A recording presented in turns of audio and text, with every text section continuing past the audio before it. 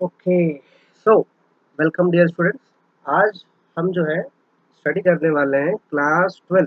ठीक है, क्लास 12 के केमिस्ट्री का सेकंड चैप्टर, जिसका नाम है सॉल्यूशन। ठीक है, इस चैप्टर के अंदर क्या क्या स्टडी करेंगे हम। ठीक है, तो सबसे पहले हम इस चैप्टर के अंदर 12th के पॉइंट ऑफ व्यू से, थोड़ा सा बोर्ड के पॉइंट ऑफ व्यू से हम थोड़ा स्टडी करेंगे लो लेवल। ठीक है, अ, उसके बाद में मैं आपको कुछ प्रॉब्लम दूंगा सॉल्व करने के लिए। ठीक है, जिनको आपको सॉल्व करना पड़ेगा। ठीक है, उसके बाद में ये हो जाने के बाद हम थोड़ा एडवांस लेवल स्टडी करना चालू करेंगे। ठीक है, from the point of view of JEE and net. ठीक है, तो सबसे पहले तो अभी हम 12th के लेवल से स्टार्ट करते हैं। ठीक है, उतना हाई फाई लेवल अभी नहीं जाएंगे। ठीक है, तो मैं थोड़ा लो लेवल से स्टार्ट करूँगा। मान के चलूँगा कि आप लोग को, बहुत सारे बच्चों को नहीं समझ में आता होगा बहुत सारी चीज़ें, तो इसीलिए मैं बहुत ही लो लेवल से स्टार्ट कर रहा हूँ। ठीक है, तो सबसे पहले चैप्टर का नाम क्या है। ठीक है, चैप्टर का नाम क्या है, तो चैप्टर का नाम है सॉल्यूशन। ओके, चैप्टर का नाम है सॉल्यूशन। ओके, तो सॉल्यूशन के बारे में शायद आपने सुना ही है। ठीक है, तो सॉल्यूशन को स्टडी करने के पहले एक टर्म है मिक्सचर। ठीक है, मिक्सचर के बारे में तो बहुत ही डिटेल में आपने स्टडी किया होगा, 10th में भी स्टडी किया होगा और 11th में भी स्टडी किया। ठीक है, तो मिक्सचर क्या है। ठीक है, मिक्सचर का डेफिनेशन होगा कुछ, आपको याद होगा। What is mixture. ठीक है, सो मिक्सचर का डेफिनेशन क्या है, it is combination of two or more substance. It is combination of two or more substance, more substance, the composition of which is not fixed, the composition of which is not fixed, is not fixed. ठीक है, and the constituent retain their original property, and the constituents retain their retain their original property. ठीक है, compound के बारे में भी आपने study किया होगा। ठीक है, तो व्हाट इज मिक्सचर। ठीक है, तो it is combination of two or more substance. ठीक है, तो ये दो और दो से ज्यादा सब्सटेंस का कॉम्बिनेशन है। ठीक है, कंपोजिशन इसका फिक्स नहीं होता। ठीक है, कंपोजिशन इसका क्या है, फिक्स नहीं होता। ठीक है, एग्जांपल के लिए लेते हैं, जैसे मान लो कंपाउंड की बात करूं मैं, कंपाउंड मिक्सचर नहीं होता। ठीक है, मालूम है आपको, कंपाउंड भी दो और तीन चीजों का कॉम्बिनेशन ही होता है। जैसे कि मान लीजिए वाटर हो गया, वाटर H2O फॉर्मूला इसका। ठीक है, तो वाटर H2O जो है, it is a combination of two types of element. ठीक है, एक होता है हाइड्रोजन एंड एक होता है ऑक्सीजन। ठीक है, आपको पता है। ठीक है, तो इट इज ऑल्सो कॉम्बिनेशन। ठीक है, और मिक्सचर भी कॉम्बिनेशन ही होता है दो या दो से ज्यादा सब्सटेंस का, लेकिन इसके अंदर क्या होता है, कंपोजिशन फिक्स होता है। ठीक है, जैसे अगर आप बात करें तो कि हाइड्रोजन इसके अंदर दो है, तो मैं मान लेता हूँ दो है, तो इसका 2 ग्राम मास ले लेते हैं, और एक ऑक्सीजन का मास ऑलमोस्ट 16 ग्राम। ठीक है, 16 ग्राम ले लेते हैं मान लीजिए। ठीक है, तो टोटल मास वाटर का कितना है, 18 ग्राम मान लेते हैं। एक वाटर का मॉलिक्यूल नहीं है एक्चुअल में, 1 मोल ऑफ वाटर का जो मास होता है वो 18 ग्राम। ठीक है, तो अगर मैं बोलूँ परसेंटेज कंपोजिशन ऑफ हाइड्रोजन, ठीक है, ऑफ हाइड्रोजन कितना है। ठीक है, तो अब देखो हाइड्रोजन का मास कितना है, 2 ग्राम, और टोटल मास वाटर का कितना है, 18 ग्राम। ठीक है, इंटू 100 करेंगे तो आपको कंपोजिशन मिलेगा। ये एक्चुअल में कुछ 11 पॉइंट समथिंग समथिंग आएगा। ठीक है, आप कैलकुलेट कर लोगे तो आपको पता चल जाएगा। ठीक है, और ठीक है, इसके बाद में आप अगर परसेंटेज ऑफ ऑक्सीजन निकालेंगे तो 88 पॉइंट समथिंग कुछ आएगा आपको। ठीक है, 88.88 आई थिंक। ठीक है, तो ये जो कंपोजिशन होता है, ठीक है, जैसे 11.11% मेरे ख्याल से है, तो ये जो होता है फिक्स होता है। कंपोजिशन क्या होता है, फिक्स होता है कंपाउंड के अंदर, लेकिन मिक्सचर के अंदर जो होता है, मिक्सचर के अंदर ये फिक्स नहीं होता। ठीक है, तो जैसे कि आपको पता है, मान लो आप खिचड़ी बना रहे हो, तो खिचड़ी बनाई होगी कभी ना कभी तो घर पे। ठीक है, तो खिचड़ी बना रहे हो, तो खिचड़ी तो कैसे बनाए, मान लो खिचड़ी पतीला है। ठीक है, जैसे कोई कंटेनर मेरा ऐसे ही रहेगा। ठीक है, बार बार, तो मान लो इसके अंदर आपने पानी मिलाया। ठीक है। खिचड़ी बनाने के लिए पानी तो लगेगा। मान लो इसके अंदर चावल मिलाया आपने, थोड़ा सा राइस मिलाया, ठीक है। इसके अंदर थोड़ा सा आपने दाल मिलाया, मतलब कि पल्स, वही अरहर की दाल मिला लो, ठीक है। फिर थोड़ा सा नमक डालोगे, ठीक है, सॉल्ट, फिर थोड़ी सी हल्दी डालोगे, ठीक है। और भी बहुत सारी चीज़ें डाल सकते हो, लेकिन हम इतना ही मान के चलेंगे, ठीक है। तो अब देखो, मान लो एक तुम हो जो खिचड़ी बना रहे हो, ठीक है, और एक हो सकता है तुम्हारी सिस्टर होगी जो खिचड़ी बना रही है, ठीक है। अब तुम समझ लो ना समझ बालक, ठीक है, और तुम पहली बार खिचड़ी बना रहे हो, तो तुम नमक हो सकता है ज़्यादा डाल दो, ठीक है। हल्दी बहुत ज़्यादा डाल दो, ठीक है, जितना डालना चाहिए उससे ज़्यादा डाल सकते हो, ठीक है। राइस पल्स तो ठीक है, चलो डाल दोगे बराबर, ठीक है। तो आप जो खिचड़ी बनाओगे, अब वो तो रहेगा मिक्सचर ही, लेकिन खाने लायक नहीं रहेगा, ठीक है, क्योंकि अच्छे से नहीं बना हुआ तो खाने लायक कैसे रह सकता है, ठीक है। तो इसके अंदर आपने खिचड़ी बनाई, हो सकता हो हमारे बॉल्स के अंदर नमक ज़्यादा हो, हल्दी ज़्यादा हो, तो हम खा ना सकें, ठीक है। आपकी सिस्टर अगर मान लीजिए है, तो वो खिचड़ी बनाती है, ठीक है। तो उसकी खिचड़ी मान लो हमेशा बनाती रही है खिचड़ी, तो उसमें हल्दी बराबर मात्रा में डालेगी वो, ठीक है। सॉल्ट बराबर मात्रा में, राइस बराबर मात्रा में, पल्स बराबर में, ठीक है। अच्छा, आपकी खिचड़ी और उसकी खिचड़ी में फ़र्क क्या होगा, ठीक है? फ़र्क ये होगा, ठीक है, देखो आपकी भी खिचड़ी खिचड़ी है, उसकी भी खिचड़ी खिचड़ी है, ठीक है? और दोनों ही खिचड़ी मिक्सचर है, ठीक है, समझ रहे हो ना? ठीक है, तो दोनों ही मिक्सचर है, लेकिन इसके अंदर क्या है कि आपके अंदर जो सॉल्ट है वो ज़्यादा है, और आपके सिस्टर ने जो बनाया है उसके अंदर सॉल्ट बराबर, मतलब आपसे कमी है, ठीक है। तो दोनों मिक्सचर में फ़र्क क्या है, ठीक है? दोनों मिक्सचर के अंदर देखो इंग्रेडिएंट सेम है, ठीक है, लेकिन यहाँ पे क्या है, देखो दोनों, it is combination of two or more substance, दोनों ही खिचड़ी दो या ज्यादा सब्सटेंस से मिलकर बना, दो कितने, एक दो चार सब्सटेंस से मिलकर बना, ठीक है।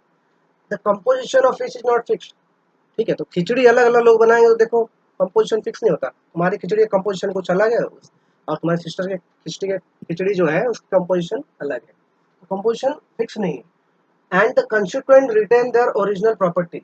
अच्छा, मिक्सचर के अंदर जो है कंस्टिट्यूएंट जो होते हैं, कंस्टिट्यूएंट कौन, हल्दी, सॉल्ट, राइस, पल्स, ठीक है, जिससे मिल के बना होता है खिचड़ी, उसको बोलते हैं हम कंस्टिट्यूएंट, ठीक है। तो ये कंस्टिट्यूएंट जो होते हैं क्या होते हैं, अ, इनका प्रॉपर्टी जो होता है वो ओरिजिनली प्रॉपर्टी रिटेन होता है, ठीक है। जैसे हल्दी का कुछ जो टेस्ट होगा वो रिटेन करेगा, ठीक है। मिक्सचर बनाने के पहले भी जो हल्दी का जो टेस्ट रहेगा वो मिक्सचर बनाने के बाद भी हल्दी का जो टेस्ट रहेगा सेम रहता है, ठीक है। सॉल्ट का भी टेस्ट पहले भी नमकीन लगेगा, बाद में भी नमकीन लगेगा, ठीक है। तो राइस का भी कुछ टेस्ट होगा, पल्स का भी, ठीक है। तो इन सब का टेस्ट जो होता है, पहले का जो जो भी प्रॉपर्टी होती है वो रिटेन होती है मिक्सचर के अंदर, यानी कायम रहती है, ठीक है, प्रॉपर्टी चेंज नहीं होती है, ठीक है। लेकिन कंपाउंड के अंदर क्या होता है, प्रॉपर्टी चेंज होता है, आपको पता है ना?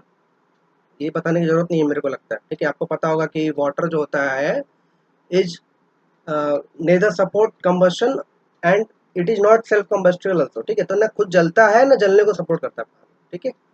लेकिन पानी किससे बना है, ऑक्सीजन से बना है और हाइड्रोजन से बना है। हाइड्रोजन क्या करता है, खुद जलता है, ऑक्सीजन क्या करता है, जलने को सपोर्ट करता है, ठीक है।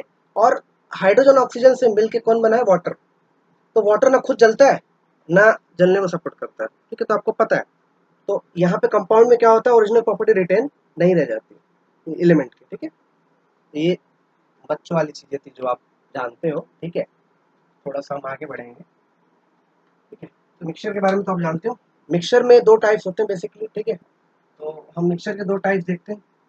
तो मिक्सचर के दो टाइप कौन कौन से हैं, ठीक है। मिक्सचर के दो टाइप्स, पहला होमोजेनियस मिक्सचर एंड दूसरा है हेट्रोजेनियस मिक्सचर, ठीक है। हेट्रोजीनियस मिक्सचर, ठीक है। Homogeneous mixture and heterogeneous mixture, ठीक है। होमोजेनियस मिक्सचर क्या होता है, आपको पता है, when the constituents are in single phase, इसके अंदर क्या होता है, सिंगल फेज में होते हैं।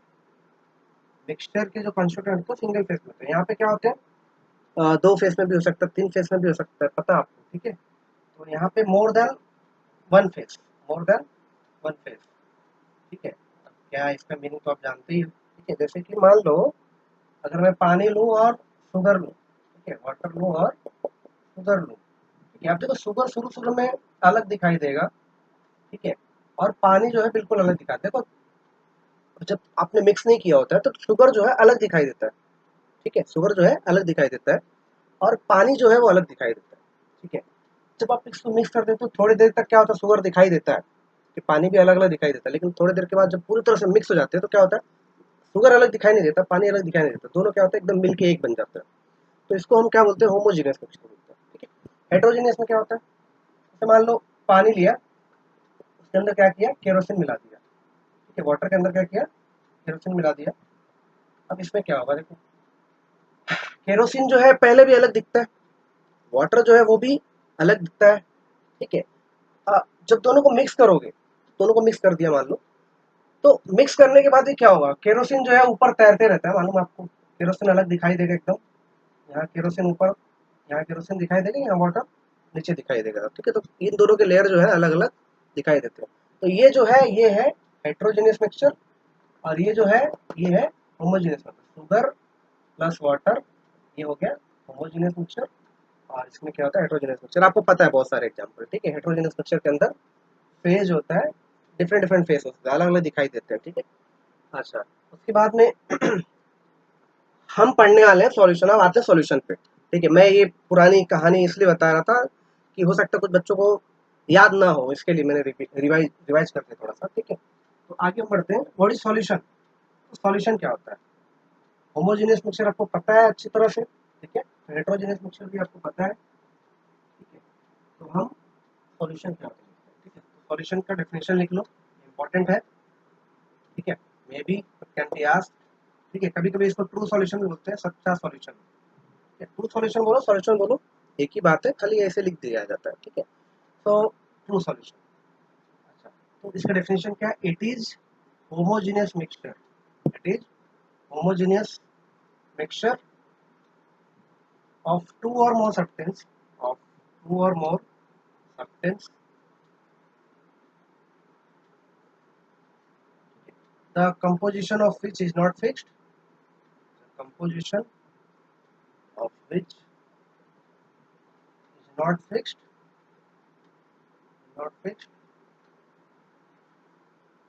and which may be varied within certain limits, which may be varied within certain limits,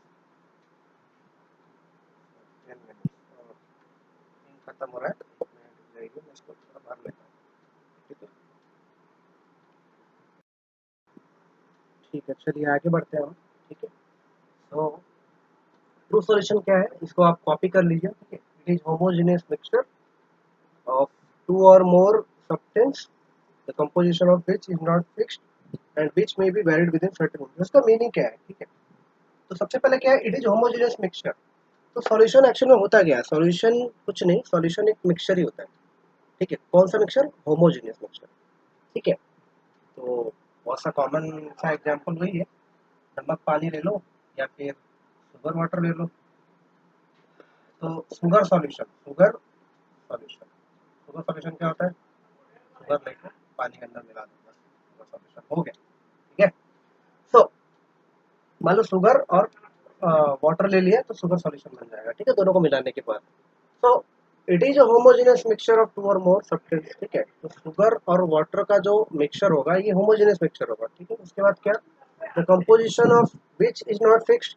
अच्छा, इसका कंपोजिशन फिक्स नहीं होगा, क्यों, क्योंकि इसको हम वैरी कर सकते हैं। ठीक है, जैसे मान लो कि ये 90 ग्राम मैंने वाटर लिया है, इसके अंदर 90 ग्राम वाटर लिया, और 10 ग्राम जो है हमने क्या लिया, शुगर लिया। ठीक है, तो टोटल मास सॉल्यूशन का क्या हो जाएगा, मास ऑफ सॉल्यूशन हो जाएगा 100 ग्राम। ठीक है, मास ऑफ सॉल्यूशन हो जाएगा 100 ग्राम।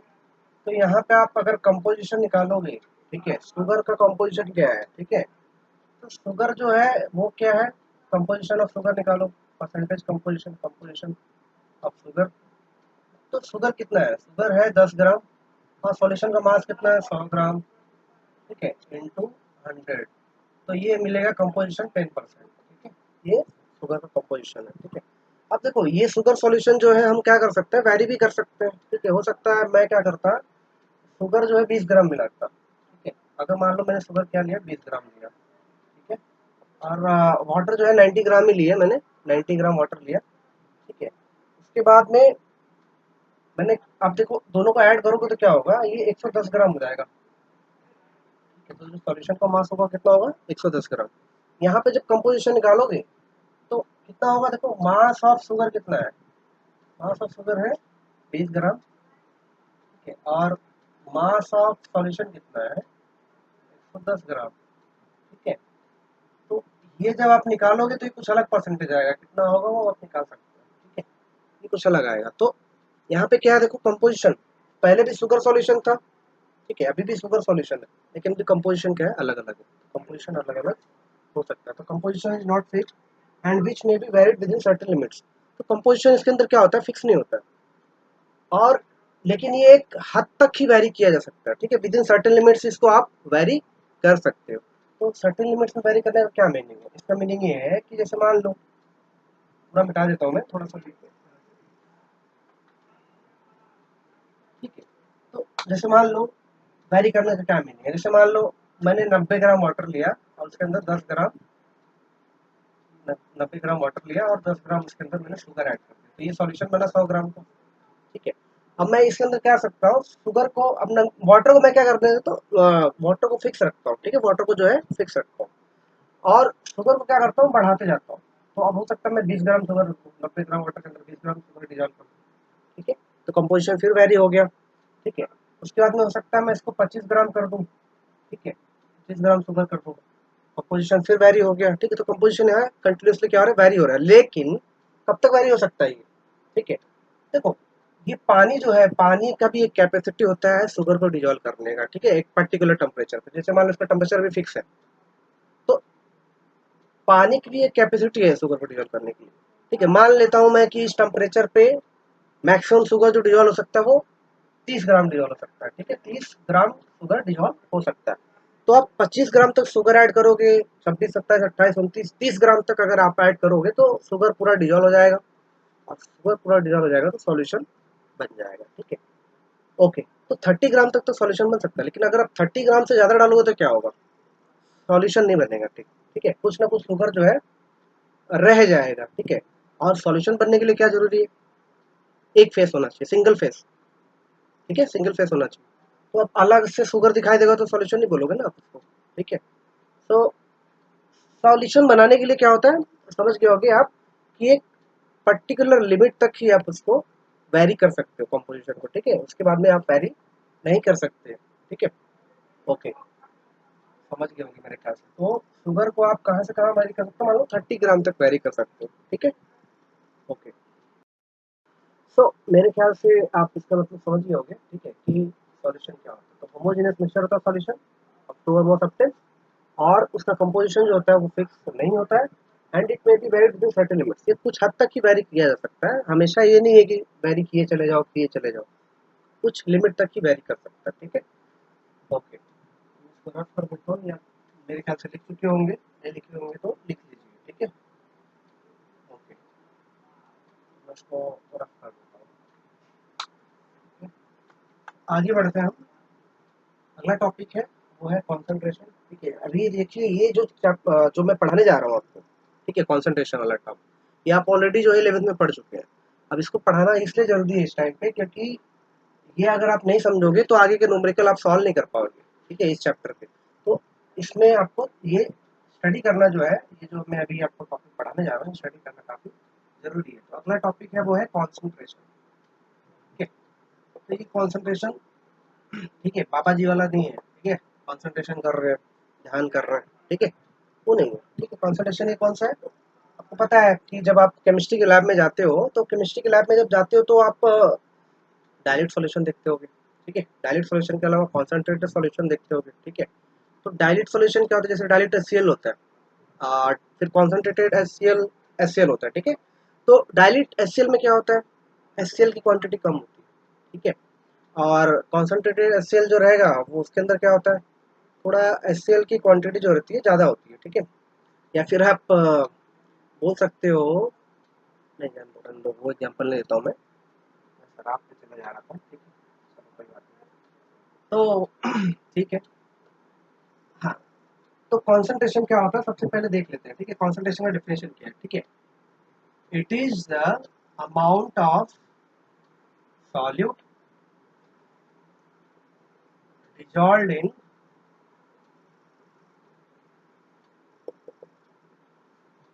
dissolved in a fixed amount of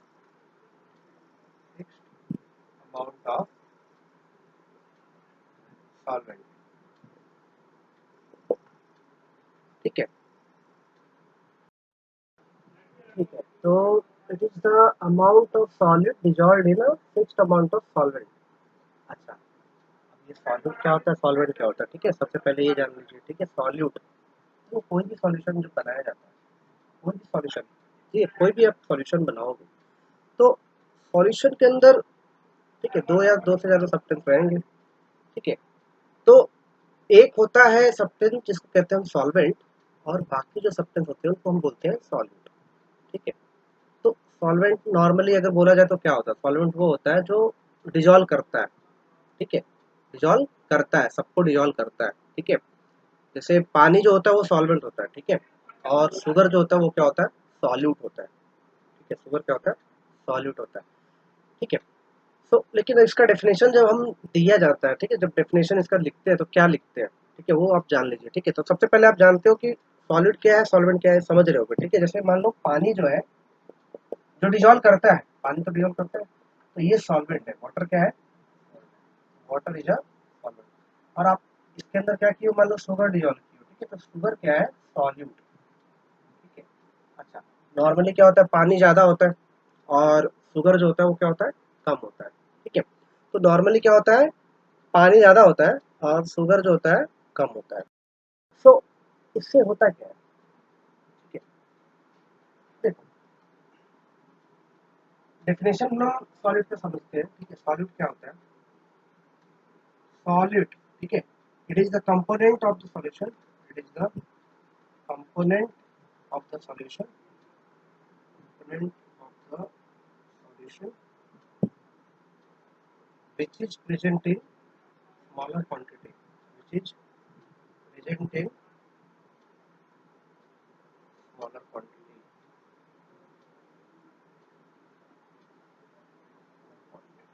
ठीक है। तो ये आपको डेफिनेशन लिखना है, लिख लीजिए।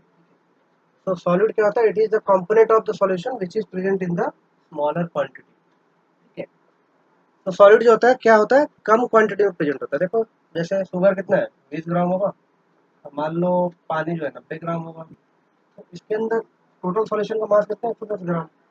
तो 110 ग्राम में क्या है, शुगर कम है, सॉल्यूट है इसीलिए, और वाटर जो है ज़्यादा है, वो सॉल्वेंट है, ठीक है। सॉल्वेंट का डेफिनेशन क्या है, इसी तरह से लिख सकते हो आप सॉल्वेंट का डेफिनेशन। इसके जगह पे आप क्या कर दोगे, सॉलिड को हटा के क्या कर दोगे, सॉल्वेंट लिख दो, ठीक है, सॉल्वेंट लिख दिया मैंने। तो यहाँ पे क्या डेफिनेशन हो जाएगा, it is the component of the solution which is present in larger quantity. यहाँ पे हटा के खाली क्या लिख दोगे आप, लार्जर क्वांटिटी। तो ये आप उससे कर लो, ठीक है। सॉल्वेंट, सॉल्वेंट का भी डेफिनेशन लिख लो, ठीक है। सॉल्वेंट का लिख देता हूँ, लार्जर क्वांटिटी, ठीक है। ये सॉल्वेंट का डेफिनेशन हो जाएगा, ठीक है। अच्छा, सॉल्वेंट तो नॉर्मली हमेशा एक ही होता है, सॉल्वेंट एक ही रहता है, लेकिन सॉल्यूट एक से ज़्यादा हो सकते हैं, ठीक है। सॉल्यूट जो है एक से ज़्यादा हो सकता है। जैसे इसके अंदर मान लो मैंने क्या किया, सॉल्ट भी मिला दिया, ठीक है, 10 ग्राम। सॉल्ट भी हो गया, क्या हो गया, सॉल्यूट, ये भी सॉल्यूट है, ठीक है। और शुगर भी क्या है, सॉल्यूट है, और सॉल्वेंट कौन है, वाटर। अच्छा देखिए, देखो ये डेफिनेशन को, जो डेफिनेशन मैंने आपको बोला है, इसको एकदम हार्ड एंड फास्ट रूल मान के नहीं चलना है, ठीक है। जब पूछा जाएगा बोर्ड एग्जाम में तो लिखना यही है, ठीक है। लेकिन ये हमेशा जरूरी नहीं होता, ठीक है। कभी कभी सॉल्वेंट जो होता है कम भी होता है, फिर भी हम सॉल्वेंट बोलते हैं। जैसे मान लो, ज़्यादा कंफ्यूजन की जरूरत नहीं है, ठीक है, ठीक है। डेफिनेशन क्या लिखोगे, यही लिखोगे जो मैंने बोला, ठीक है। लेकिन कभी कभी क्या होता है, सॉल्वेंट जो होता है कम क्वांटिटी में भी हो सकता है। जैसे मान लो कभी कभी जब कॉन्सेंट्रेटेड H2SO4 है, जैसे मान लो H2SO4 लिए, 50 ग्राम H2SO4 लिए, उसके अंदर 10 ग्राम पानी मिला दिया, तो H2SO4 का सॉल्यूशन बन जाएगा। तो यहाँ पानी क्या है, 10 ही ग्राम है, और H2SO4 जो है 50 ग्राम है, ठीक है। फिर भी सॉल्वेंट यहाँ पे किसको बोलते हैं, वाटर को बोलते हैं, ठीक है। फिर तो देखो ध्यान देने वाली बात, कंफ्यूज नहीं होना, ठीक है। डेफिनेशन जब पूछेगा तो हम ये लिखेंगे जो भी बोला है, ठीक है, कि सॉल्वेंट क्या होता है, जो लार्जर क्वांटिटी में प्रेजेंट होता है, सॉल्यूट क्या होता है, जो स्मॉलर क्वांटिटी में प्रेजेंट होता है, ठीक है। और ये डेफिनेशन बहुत सारे सब्सटेंस के लिए वैलिड भी है, ठीक है। नॉर्मली जो आप देखोगे, जितने भी सॉल्यूशन देखोगे उसमें यही होता है, ठीक है। लेकिन कभी कभी ऐसा केस भी दे देते हैं कि वाटर जो होता है थोड़ा कम क्वांटिटी में प्रेजेंट होता है, फिर भी उसको हम सॉल्वेंट ही मानते हैं, ठीक है। तो वाटर कभी भी आपको दिखाई देगा तो आप हमेशा उसको सॉल्वेंट ही मानना है, वाटर को, ठीक है।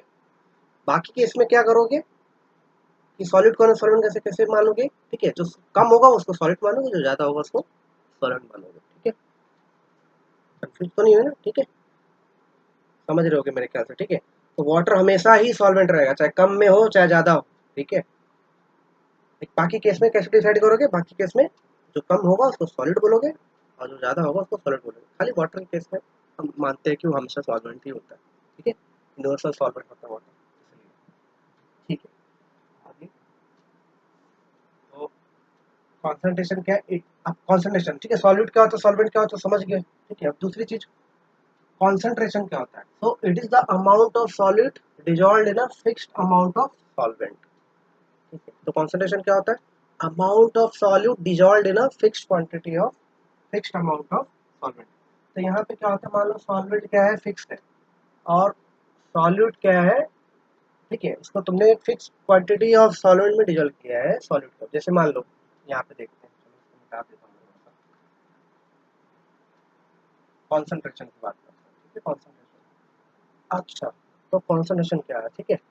कॉन्सेंट्रेशन एक्चुअली में क्या होता है, कुछ नहीं, ज्यादा अगर मान लो शुगर ज्यादा है पानी के अंदर तो क्या होगा, कॉन्सेंट्रेशन ज्यादा होगा ना। और अगर मान लो शुगर कम है पानी के अंदर तो ये सॉल्यूशन का कॉन्सेंट्रेशन क्या होगा, कम होगा ना, ठीक है, समझ रहे हो ना। तो जैसे मान लो कुछ लोग अल्कोहल पीते हैं तो डायरेक्ट पी जाते हैं, ठीक है, तो अल्कोहल का कॉन्सेंट्रेशन कितना है, 100%, ठीक है। लेकिन अगर अल्कोहल के अंदर थोड़ा पानी मिलाओगे तो उसमें क्या होगा, कॉन्सेंट्रेशन क्या होगा, अल्कोहल का कम हो जाएगा। और ज़्यादा पानी मिलाओगे तो क्या होगा, कॉन्सेंट्रेशन और कम हो जाएगा, ठीक है। तो कॉन्सेंट्रेशन का मीनिंग तो आप समझते ही हो, ठीक है। अब थोड़ा सा बस वही है, डेफिनेशन की बात है, देख लेते हैं, चलो ठीक है। तो मान लो कॉन्सेंट्रेशन कैसे देखेंगे, सॉल्वेंट है, इसको फिक्स कर दिया मैंने 90 ग्राम, ठीक है, सॉल्वेंट को 90 ग्राम। अब देखो 20 ग्राम मैंने शुगर इसके अंदर डिजोल्व कर दिया, तो इसका कुछ ना कुछ कॉन्सेंट्रेशन होगा, हम निकालेंगे, कैसे निकालते हैं बताऊंगा मैं, बहुत सारे तरीके होते हैं, ठीक है। तो इसका कुछ कॉन्सेंट्रेशन आया, ठीक है। उसके बाद में मान लो मैंने सॉल्वेंट को फिक्स रखना है और मैंने क्या कर दिया, 25 ग्राम शुगर डिजोल्व कर दिया। तो अब क्या होगा, देखो शुगर ज़्यादा हो गया तो कॉन्सेंट्रेशन क्या होगा इसका, बढ़ जाएगा, ठीक है। उसके बाद में अगर मान लो मैंने 30 ग्राम डिजोल्व कर दिया तो कॉन्सेंट्रेशन और क्या होगा, बढ़ जाएगा। तो कॉन्सेंट्रेशन कैसे पता चलता है, सॉल्वेंट को फिक्स रखो और सॉलिड को देखते जाओ, सॉलिड अगर बढ़ते जा रहा है तो कॉन्सेंट्रेशन क्या है, बढ़ते जा रहा है, और सॉलिड अगर घटते जाएगा तो कॉन्सेंट्रेशन क्या होगा, घटते जाएगा, ठीक है। तो कॉन्सेंट्रेशन क्या है, it is the amount of solid dissolved in fixed amount of solvent. एक फिक्स अमाउंट ऑफ सॉल्वेंट में सॉलिड डिजॉल्व है, ठीक है, और सॉलिड की कितनी क्वांटिटी है उससे हम कॉन्सेंट्रेशन का पता करते हैं। मेरे ख्याल से आपको समझ में आ रहा होगा, कंफ्यूज ना होइएगा कोई भी, ठीक है, कंफ्यूजन वाली कोई बात है भी नहीं, बहुत सिंपल सा तो है। अच्छा, concentration, way of expressing concentration, अगला टॉपिक जो है वो है different way of expression expressing concentration, different way of expressing concentration.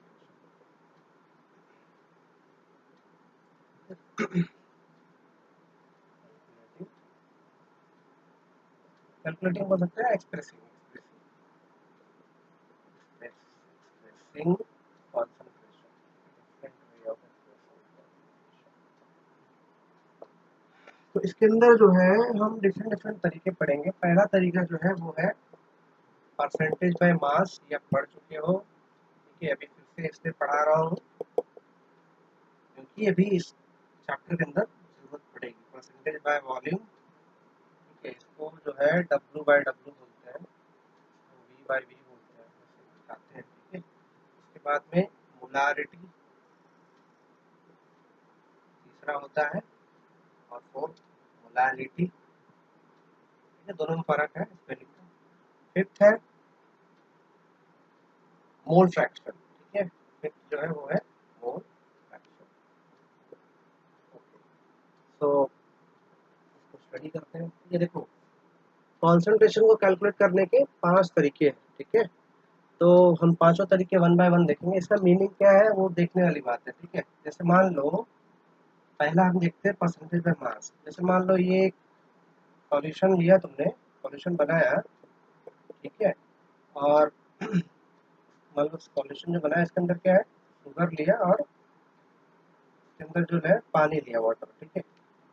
तो शुगर का कुछ मास होगा 20 ग्राम, और वाटर का भी कुछ मास होगा मान लो 90 ग्राम, ठीक है। तो इसका 80 ग्राम ले लेते हैं, 80 ग्राम, ठीक है। तो यहाँ पे जो है कॉन्सेंट्रेशन जो है एक्सप्रेस करने के तरीके अलग अलग हैं, ठीक है। तो हम पहले देखेंगे कि परसेंटेज में मास क्या होता है, ठीक है। तो इसका फॉर्मूला है, ठीक है। तो मैं मिटाता हूँ और उसको हम देखेंगे वन बाई। तो ये 5 हमें पढ़ने हैं, और भी है कॉन्सेंट्रेशन को एक्सप्रेस करने के तरीके, लेकिन हम 5 पढ़ेंगे पहले, ठीक है। बाद में आगे बाकी सब पढ़ने वाले हैं। तो सबसे पहले परसेंटेज बाय मास, ठीक है। परसेंटेज बाय मास का फॉर्मूला क्या है, percentage by mass, W by W। इसका फॉर्मूला क्या होता है, mass of solute upon mass of solution into 100, पहला फॉर्मूला है। दूसरा फॉर्मूला है mass of solute upon mass of solute plus mass of solvent, ठीक है, इनटू 100, ठीक है। तो ये दूसरा फॉर्मूला है। एक्चुअल में कहा जाता है ये दोनों, ये फॉर्मूला और ये फॉर्मूला एक ही है, ठीक है। आप देखते हैं क्या है, ठीक है। जैसे कि अगर मान लो आपको परसेंटेज बाय मास चाहिए तो ये फॉर्मूला यूज करना है। तो मैं निकालता हूँ इस केस में परसेंटेज बाय मास निकालता हूँ, परसेंटेज बाय मास। तो यहाँ सॉलिड कौन है, ठीक है, शुगर है, ठीक है। शुगर क्या है, सॉल्यूट। सॉल्वेंट कौन है, water, water is a solvent, ठीक है। तो देखो, मास ऑफ सॉल्यूट, फॉर्मूला क्या है परसेंटेज मास से करने का, मास ऑफ सॉल्यूट, सॉल्यूट कौन है, शुगर। तो मास ऑफ सॉल्यूट कितना है, 20 ग्राम, ठीक है। कितना है, 20 ग्राम। और बाद में नीचे क्या लिखना है, mass of solution, mass of solution, solution का मास कितना है। अब कई लोग बोलेंगे 80 ग्राम, ठीक है। 80 ग्राम जो है, 80 ग्राम जो है सॉल्वेंट का मास है, ठीक है, सॉल्यूशन का मास नहीं है। सॉल्यूशन का मास क्या होगा, सॉल्यूशन का मास कैसे निकालोगे, देखो सॉल्यूशन किससे बना है, शुगर से और वाटर से, यानी, ठीक है। 20 ग्राम प्लस 80 ग्राम कितना हुआ, 100 ग्राम, ठीक है।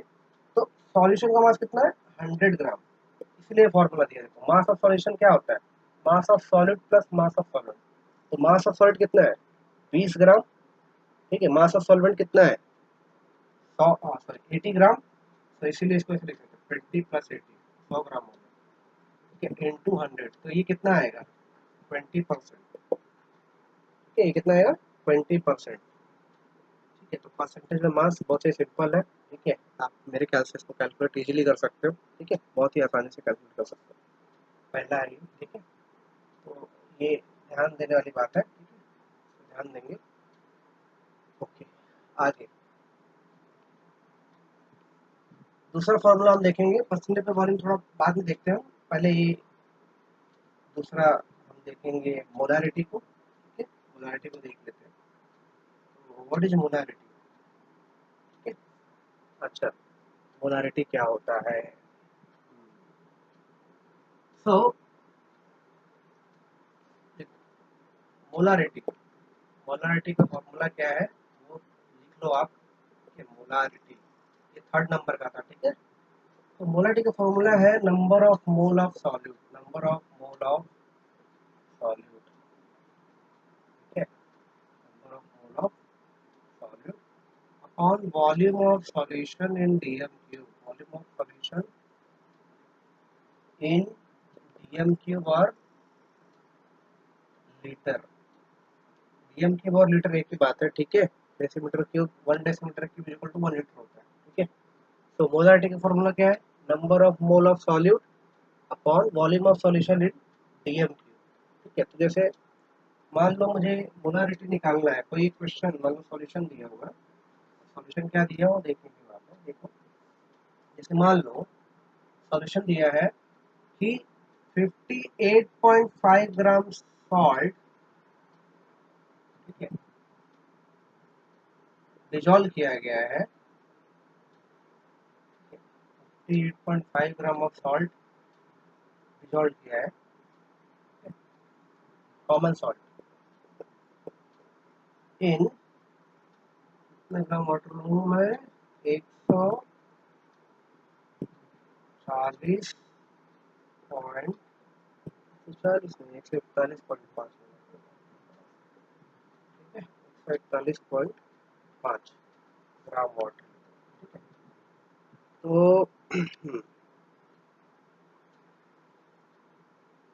नहीं, ठीक है, तो 58.5 ग्राम सॉल्ट लेते हैं और 100 ml वाटर लेते हैं, ठीक है, 100 ml, ठीक है।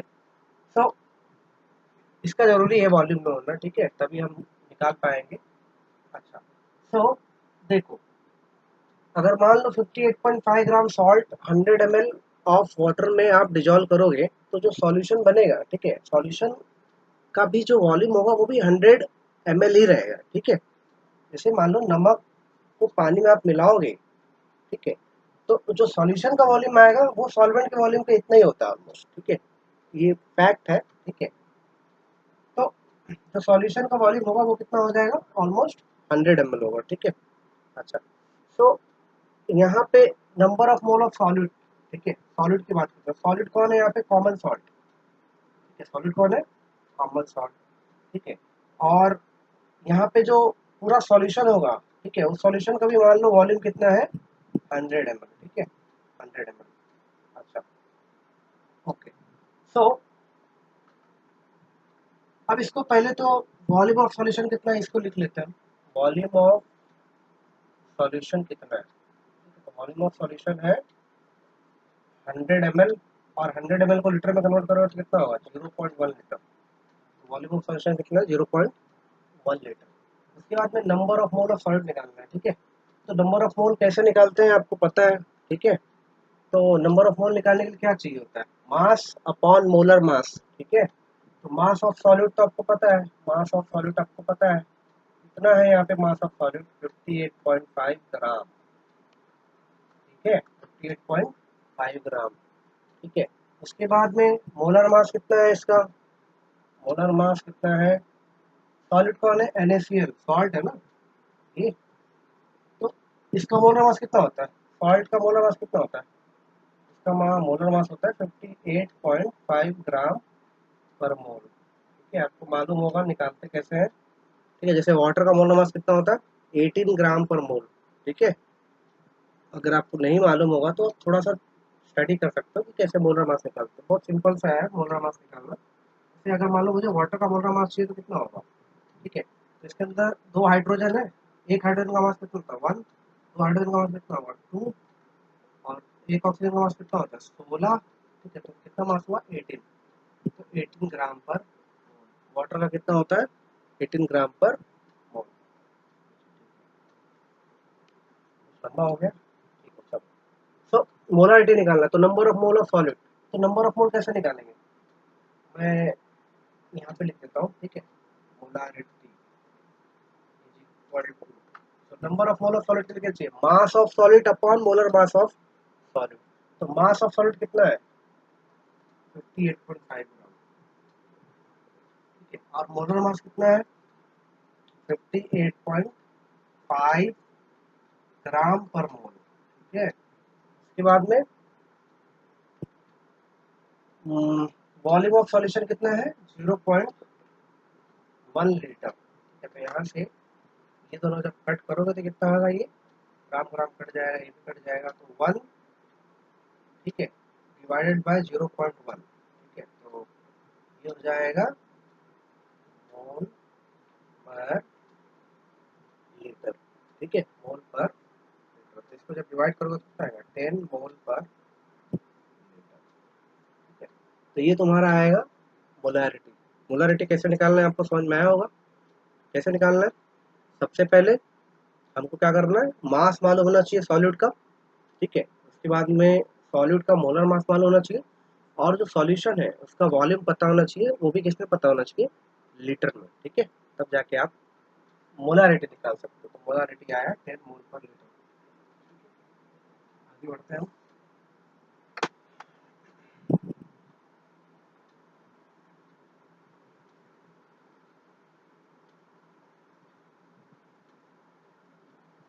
तीसरी चीज है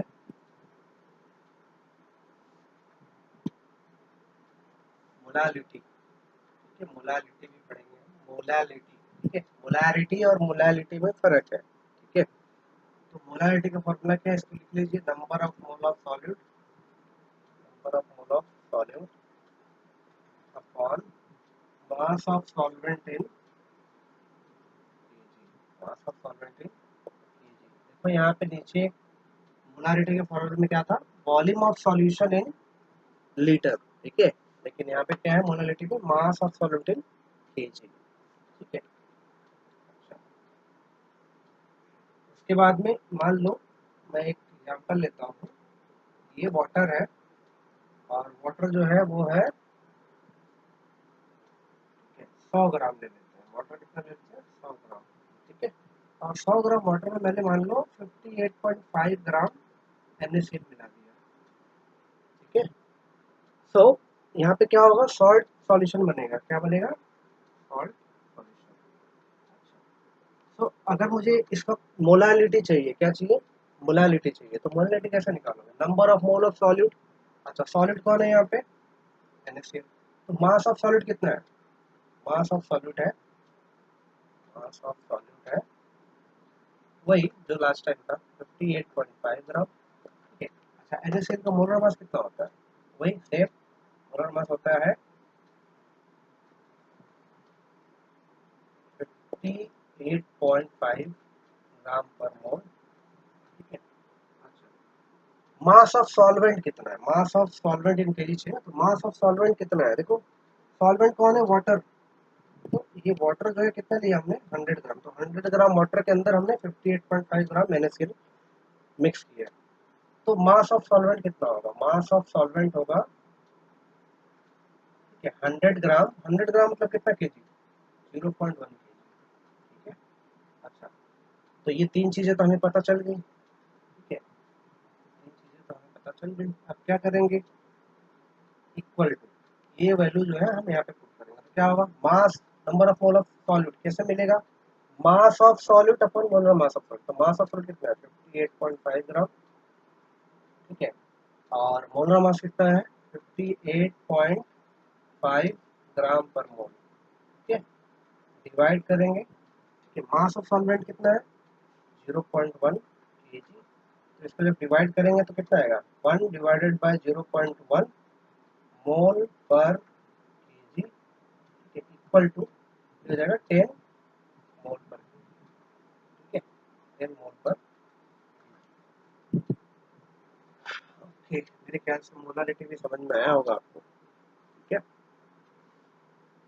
थोड़ा सा है, हल्का फुल्का आपको देखना है, उसके बाद में हम जो है आगे भी देखेंगे। ठीक है, तो इसको एक बार नजर भर के देख लीजिए। ठीक है, क्या करना है इसके अंदर, सबसे पहले ये फॉर्मूला है, number of mole of solid upon mass of solvent in KG. तो ऐसे इस तरह से आपको क्वेश्चन में दिया रहेगा। ठीक है, कि सॉल्वेंट कितना, सॉल्वेंट का मास कितना है, और सॉल्यूट है, सॉलिड का मास कितना है और ये सॉल्वेंट का मास कितना है, ये आपको दिया रहेगा। ठीक है, तो मास ऑफ सॉल्वेंट लिख लेना, मास ऑफ सॉल्वेंट लिख लेना, और मोलर मास ऑफ सॉल्यूट जो है आपको मालूम होता है नॉर्मली, दिया भी रहेगा या फिर आप नहीं भी दिया रहेगा तो आप निकाल सकते हो। ठीक है, तो ये हो जाने के बाद आप डायरेक्ट ये जो है यहाँ पे वैल्यू पुट करोगे, जैसे आप मास पुट कर दिया, मोलर मास पुट कर दिया, बाद में इसको जो है आपने मास ऑफ सॉल्वेंट नीचे लिया है। ठीक है, तो ये डिवाइड करने के बाद आपका आंसर, ठीक है, 10 मोल पर केजी आ जाएगा। ठीक है, आगे बढ़ते हैं। ठीक है, ये हो गया मोलारिटी।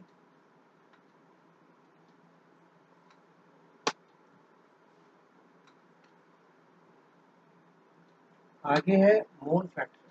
ठीक है, आगे जो है टॉपिक वो है मोल फ्रैक्शन। ठीक है, मोल फ्रैक्शन, मोल फ्रैक्शन क्या होता है। ठीक है, मोल फ्रैक्शन देखो सॉल्यूट का भी होता है और सॉल्वेंट का भी होता है। तो मोल फ्रैक्शन दोनों का होता है, सॉल्यूट का भी होता है और सॉल्वेंट का भी होता है।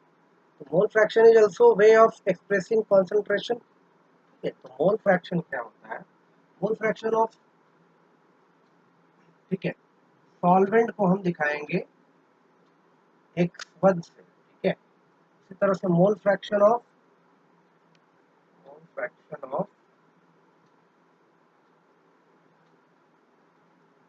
सॉल्यूट को हम दिखाएंगे x2 से, ठीक है। इसका फॉर्मूला होता है, ठीक है, n1 upon n1 plus n2, और इसका फॉर्मूला होता है n2 upon n1 plus n2, ठीक है।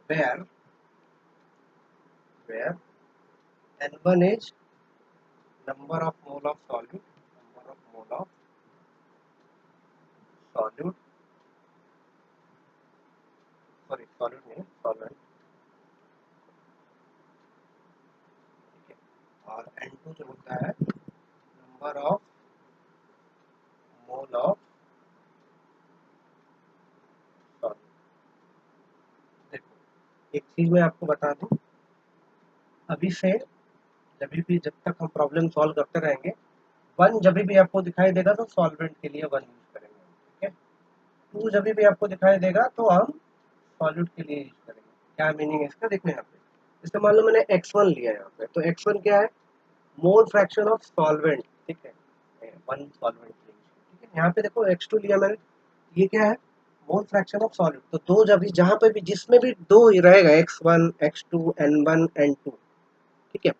तो n1 है मतलब सॉल्वेंट का है, n2 है मतलब सॉल्यूट का है, ठीक है।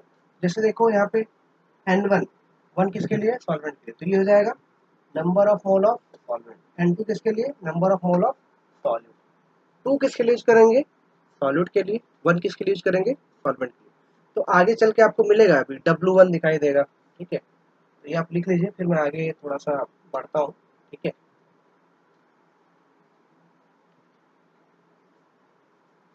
पॉज करके आप लिख लीजिए वीडियो को, तो मैं इसको बता देता हूँ।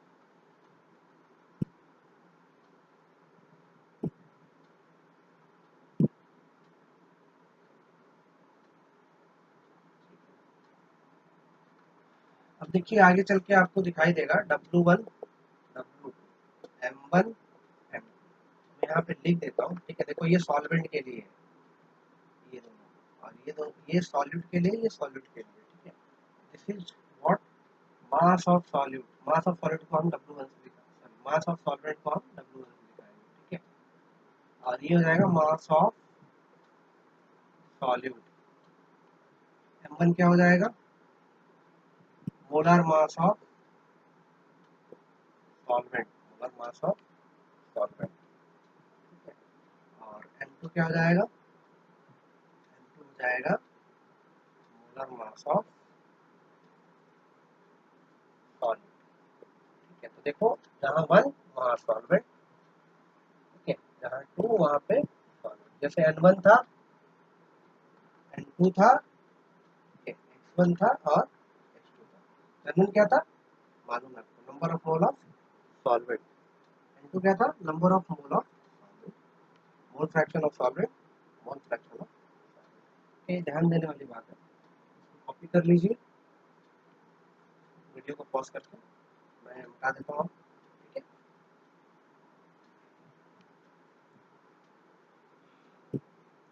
तो मेरे ख्याल से आप लोगों ने सबको कॉपी कर लिया होगा, ठीक है। तो हम वापस मोल फ्रैक्शन पे आते हैं। मोल फ्रैक्शन क्या था? Mole fraction of solvent. Mole fraction of solvent को हमने किससे दिखाया था? x1 से। x1 क्या है? n1 upon n1 plus. अच्छा, n1 क्या है?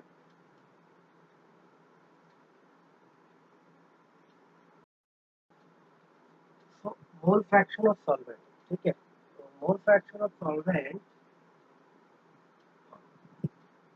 n1 क्या था? नंबर ऑफ मोल ऑफ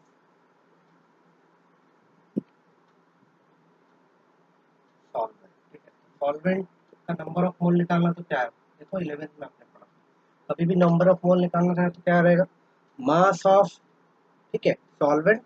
तो मास ऑफ सॉल्वेंट को हमने किससे दिखाया है? देख लो एक बार, W1 से दिखाया है, ठीक है। Mass of solvent upon molar mass of solvent, तो मोलर मास ऑफ सॉल्वेंट को किससे दिखाया आपने, m1 से लिखा है, ठीक है। इसी तरह से n2 क्या होगा, number of mole of solute, number of mole of solute, ठीक है। आपकी बुक में देखो फिर से एक बार, ठीक है। Number of mole of solute मतलब क्या है, यहाँ पे कैसे निकालोगे, मास of solute upon molar mass of solute. तो मास ऑफ सॉल्यूट को किससे दिखाया मैंने, बुक में देख लो W2 से, और मोलर मास को कितने, मोलर मास ऑफ सॉलिड को किससे दिखाया मैंने, M2 से दिखाया।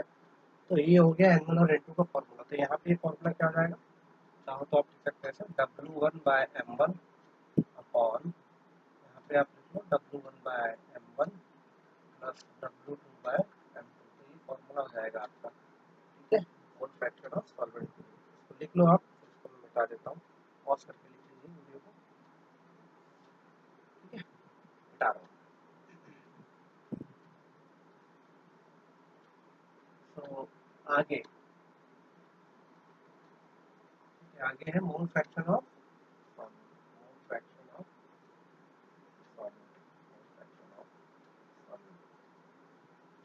मोल फ्रैक्शन ऑफ सॉलिड क्या रहेगा, x2, x2 के लिए फॉर्मूला क्या है, n2 upon n1 plus n2।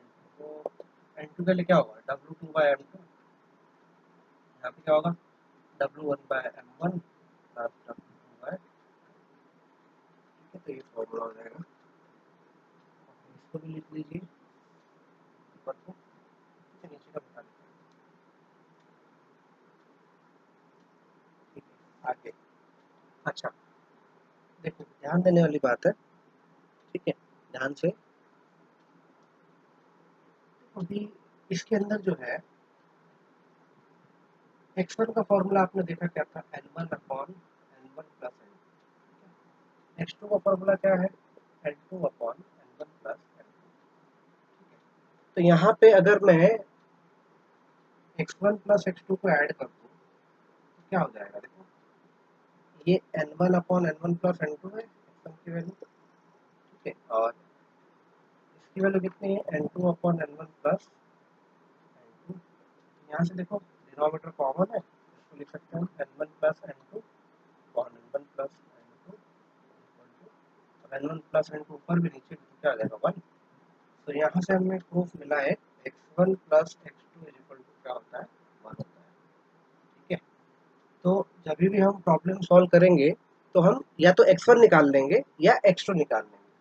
उसके बाद में मान लो, जैसे मान लो मैंने प्रॉब्लम से x1 निकाल दिया, ठीक है, तो x2 क्या होगा, देखो यहाँ से देखो, ध्यान देना, व्हाट इज x2, यहाँ से देखो, ठीक है। तो x2 जो है क्या है, x2 इज नथिंग बट, इसको उधर लेके जाओ, 1 माइनस x1, ठीक है। तो हम क्या करेंगे, जब भी प्रॉब्लम सॉल्व करेंगे तो x1 को निकाल लेंगे, और x1 को निकालने के बाद में क्या करेंगे, x2 निकाल लेंगे, ठीक है, समझ रहे होंगे, ठीक है। x1 इस फॉर्मूले का यूज करके x1 निकाल लेंगे, बाद में x1 की वैल्यू यहाँ पुट करें तो x2 निकल जाएगा। 10 बार जरूरत नहीं है तुमको कि आप सब इसमें x2 अलग से निकालो, x1 अलग से निकालो, कोई जरूरत नहीं है, ठीक है, ओके ऑलराइट।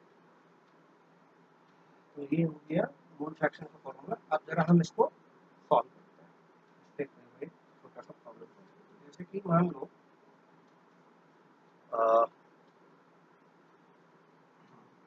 वाटर लिया हमने, ठीक है, वाटर जो लिया हमने वो लिया है, मान लो 100 ग्राम वाटर लिया हमने, ठीक है, और उसके अंदर 58.5 ग्राम NaCl मिला दिया, ठीक है। अच्छा, तो यहाँ पे जो है अगर मैं बोलूँ, ठीक है, तो मास ऑफ सॉल्यूट कितना है, मास ऑफ सॉल्यूट कितना है, ठीक है, ये सॉल्यूट है, तो मास ऑफ सॉल्यूट कितना है 58.5 ग्राम। अच्छा, ये सॉल्यूट है, ठीक है, तो इसका मोलर मास कितना है NaCl का, तो NaCl का मोलर मास कितना होता है 58.5 ग्राम पर मोल। तो ये M2, ठीक है, मोलर मास को हमने M2 से दिखाया था, याद होगा, मोलर मास ऑफ सॉलिड को। अच्छा, इसी तरह से वाटर के केस में भी मास और इसका मोलर मास, ठीक है। तो मास ऑफ सॉल्वेंट जो है, मास ऑफ सॉल्वेंट किससे दिखाते हैं, W1। तो मास ऑफ सॉल्वेंट कितना है 100 ग्राम, ठीक है। और इसके बाद में इसका मोलर मास भी तो होगा वाटर का, तो वाटर का मोलर मास कितना होता है 18 ग्राम पर मोल, ठीक है, 18 ग्राम पर मोल। तो मोलर मास ऑफ सॉल्ट कैसे दिखाते हैं हम, M1 से। M1 की वैल्यू कितनी होगी, 18 ग्राम पर मोल। तो आपको ये मिल गया है यहाँ से, ठीक है। तो अगर मान लो मुझे निकालना है, थोड़ा सा मैं यहाँ पे ये मिटाता हूँ, ठीक है। आप ये डाटा देख सकते हो, ठीक है। थोड़ा सा मिटाता हूँ, जगह नहीं है। तो आगे जैसे मान लो मुझे x2 निकालना, तो x2 का फॉर्मूला तो ये, ठीक है।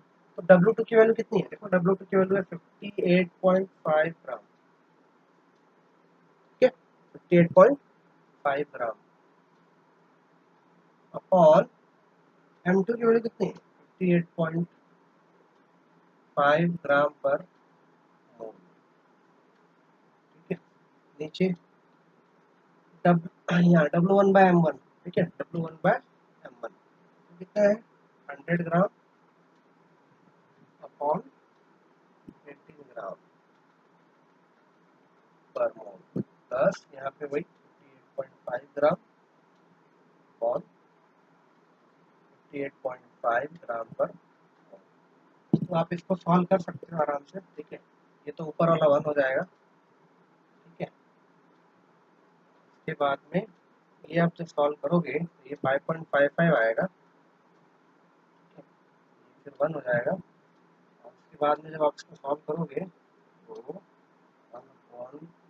1/6.55 सॉल्व करें जरा, आप कैलकुलेटर लेते हूँ जरा।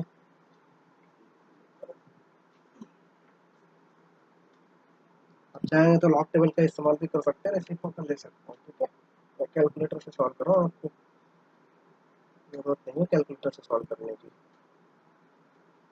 1/6.55,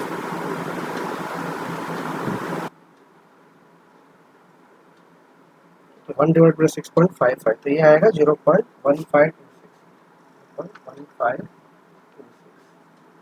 ठीक है।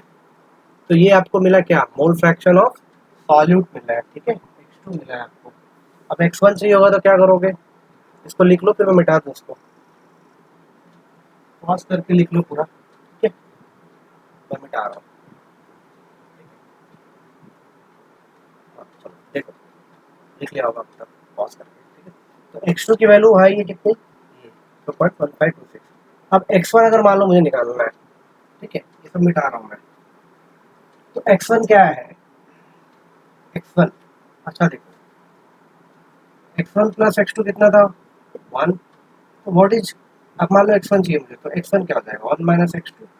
x2 की वैल्यू कितनी आई थी, 1 माइनस 0.1526 आई थी ना, ठीक है। इसको आप माइनस कर दो तो आपको वैल्यू मिल जाएगा, ये 4, ये 7, ये 4, ये 8, 0.8474। Okay, alright. तो इस तरह से आपको, अच्छा इसका कोई यूनिट नहीं होता, ठीक है, इसका कोई यूनिट नहीं होता। देखो आप देखोगे तो नीचे क्या आएगा, देखो नीचे आप अगर देखोगे, आपने देखा ही होगा, ऊपर देखो क्या आ रहा था, ग्राम अपॉन ग्राम पर मोल, ठीक है। नीचे भी क्या आ रहा था, ग्राम अपॉन ग्राम पर मोल प्लस ग्राम अपॉन ग्राम पर मोल। तो ये ग्राम पर मोल नीचे का यूनिट होगा, ऊपर भी ग्राम पर मोल, तो पूरा मिला जुला के क्या होता है, सारे यूनिट कट जाते हैं, तो ये यूनिट लेस क्वांटिटी है, ठीक है, इसका कोई यूनिट नहीं होता। तो आपने मोल फ्रैक्शन निकालना सीख लिया, मोलालिटी निकालना सीख लिया, सब निकालना सीख लिया, ठीक है। खाली एक बच गया परसेंटेज बाय वॉल्यूम, जिसको हम अगले लेक्चर में देखेंगे, ठीक है। All the best. चलिए ठीक है, आज के लिए लेक्चर एंड करते हैं। अगले लेक्चर में हम परसेंटेज बाय वॉल्यूम भी देखेंगे, और उसके बाद में हम उस पर प्रॉब्लम भी सॉल्व करेंगे, ठीक है। Thank you very much.